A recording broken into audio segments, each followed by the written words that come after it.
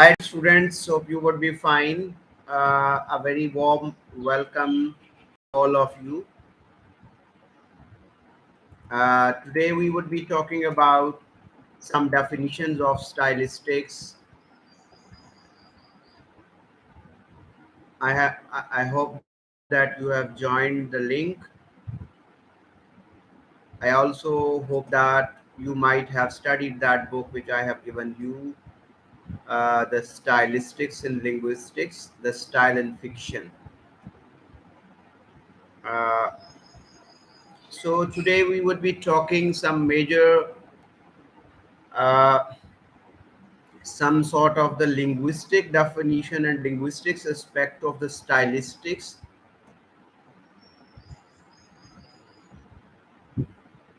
Have you joined? Yes. We have been talking about stylistics, its branches, what is the stylistics, and why the stylistics is important.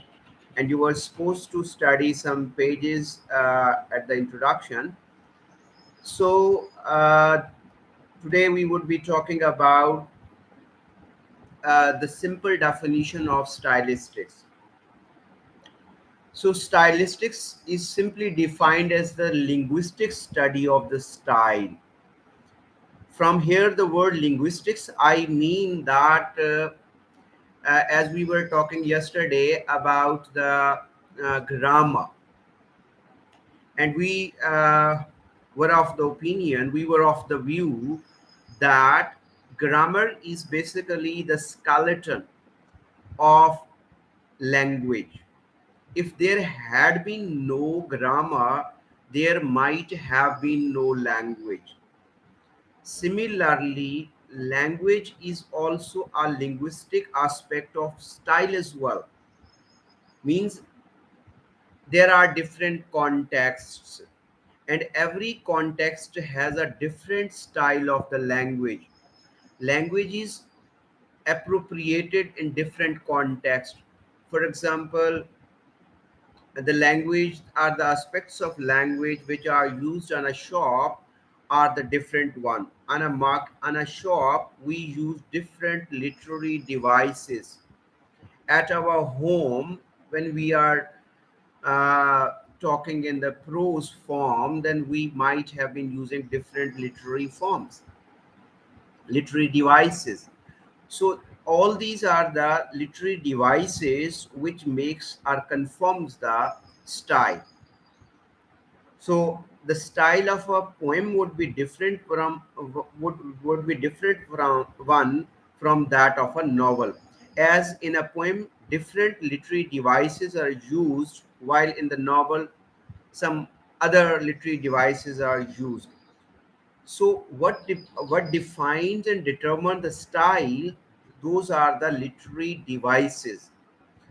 The literary devices of the poetry are different one, and that of the drama are different one, novel are different one, short stories of the are of the different one. So s- stylistics is very much interlinked. Stylistics is very much adapted with that of the language.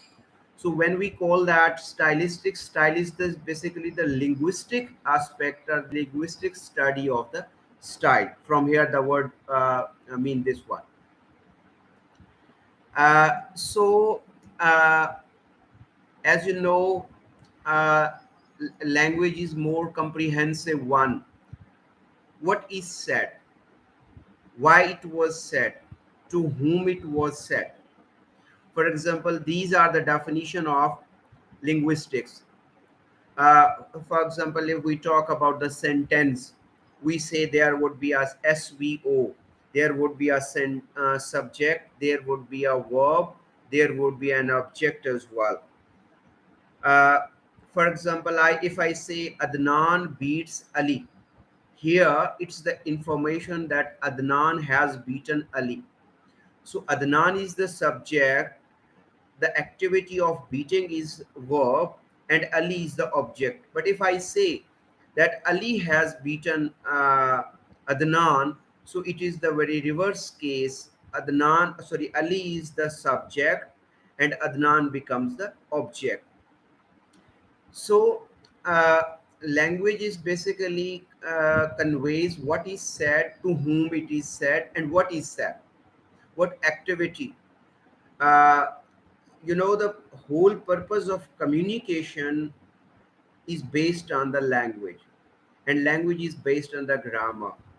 But what is the style has been used in that communicative aspect, that becomes under the category of stylistic.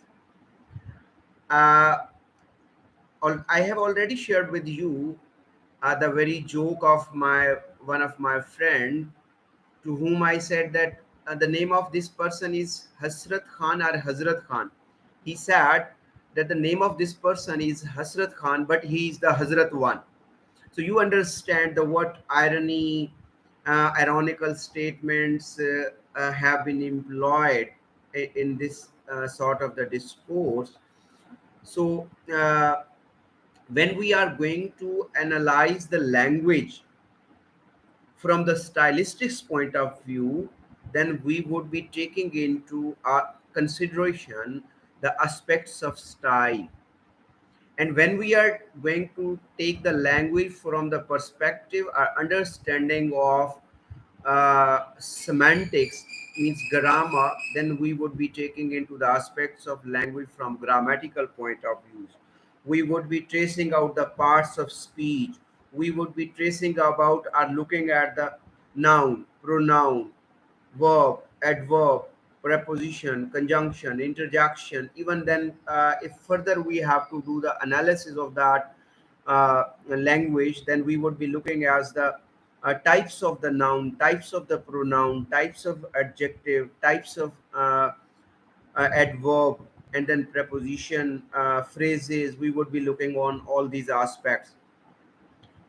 Uh, but this is where is the difference between linguistics, it means grammar, and the stylistics.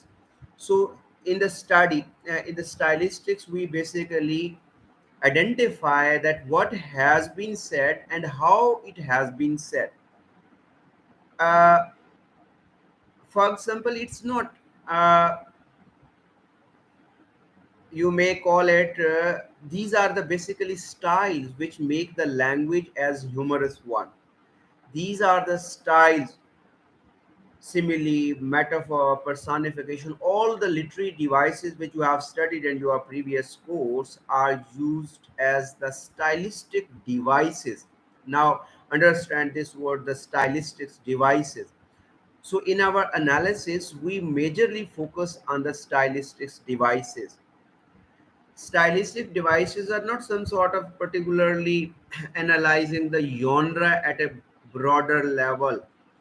We may take into account the uh, rhyme scheme as well, metonymy, autonomy, alliteration, assonance, consonance, irony, personification. All these are basically the devices which are used while analysis of the stylistics. So, before going more deep into these definition or the aspects of the stylistics, I conclude with this, that what is said and to whom it is said, this is the aspect of grammar. But what is said and how it has been said are told to someone, in what manner, in what style, that comes under the category are the domain of the stylistics. So, stylistics is as much important as there is the language. So, a question which is often asked in the connection with that, what at which end do we start the aesthetics and the linguistics? uh, it's not possible for us to separate. Stylistics is more concerned with the aesthetics effects. Stylistics aspects means, basically, style the aspects of stylistics brings the aesthetics, while linguistics is more or less purely scientific and objective one. Stylistics is personal one, subjective one. Means every writer would be using language. For example, I'm using language, and if you are going to write a short story, you would be using language. If you are going to write the drama, you would be using the language. If someone is going to write a short story, he or she would be using the language. But if you are a short story writer and I am a novelist, you would be choosing your different literary devices, and you would be creating your own aesthetic sense to convey your reader the meaning. And I would be under the compulsion of my genre, I would be choosing different literary devices. I understand, and I hope that you might would have learned my this understanding, got my this point of view. But can we separate linguistics and stylistics from one another? No, we cannot separate the linguistics and stylistics from one another. They are basically interlinked with one another, and they are having a very close relational. There was a uh, chart on that page number 29, figure 1. There was one seeking a static function and seeking linguistic evidences. This category comes under the description of what? Under the down is the linguistic description, and on the top is the literary appreciation. Means what sort of literary aspects, and all these are included in the scope or the sphere of stylistics. Means while doing the critical appreciation of a poem, we focus on the linguistics aspects as well and on the aesthetic aspects as well. Linguistics aspects means what sort of the images, you know, this is language, and this is device, literary devices. All the literary devices are based on the linguistics. So we cannot separate linguistics from stylistics. So if you have heard that the poem Tiger, which I might be giving you for the analysis in your midterm as well, uh, for the poem Tiger, first we use that through the language, what picture has been drawn, what personification has been drawn. For example, if we talk about the Kubla Khan, the poem by uh, Coleridge, different sort of literary devices, foregrounding, backgrounding, personification, alliteration, all these literary devices has been used in the Kubla Khan as well, and in the poem Tiger as well. For example, in the Tiger, just for your understanding mentioned that he has employed the binary opposition, in that on the one side tiger is basically the symbol of innocence, but at the same time tiger is the symbol of anger, danger, fear as well. So he has basically applied binary oppositions and exomeronic statements as well. When we are when two different opposition situations are opposing situations are used in a similar situation. I have already shared with you people the poem Tiger for analysis. Once again, go for that, see what the literary devices has been used. I myself has done the analysis of that poem in that short lecture. So if you have any question regarding that, you may ask me. But if you have some sort of the questions about your midterm as well, so do this stylistics definition from page number, book of which I have shared from with you, from page number, I may call it as this question is important from the exam point of view as well. So what is stylistics? It is going to be start from page number,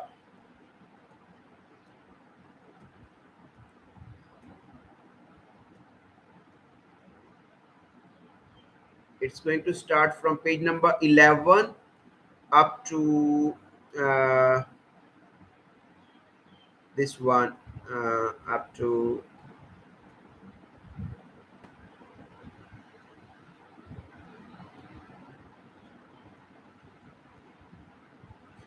to the page of 20. From page number 11 to 20, this would be one your aspect, which might be asked from your midterm exam as well. So if you have any questions, you may ask me in the comment section. I am there to answer your questions. You may write your inquiries over here. Also, mark your attendance by writing yes. There are only 6 people which have joined this session. Please write your names by saying yes in the comment section as well.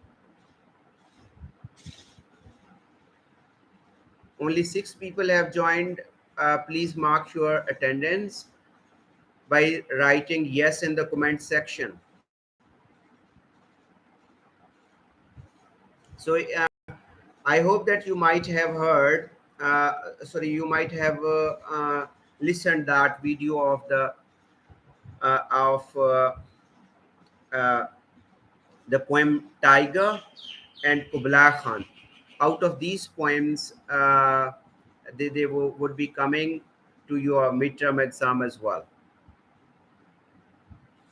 Uzma Zahid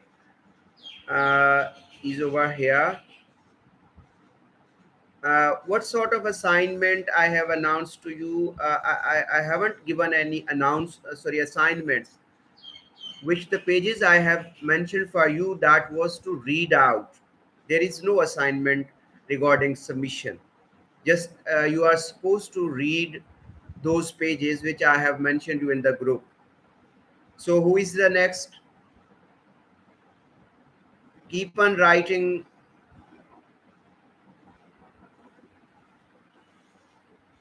Dear students, please mark your attendance by writing yes in the comment section.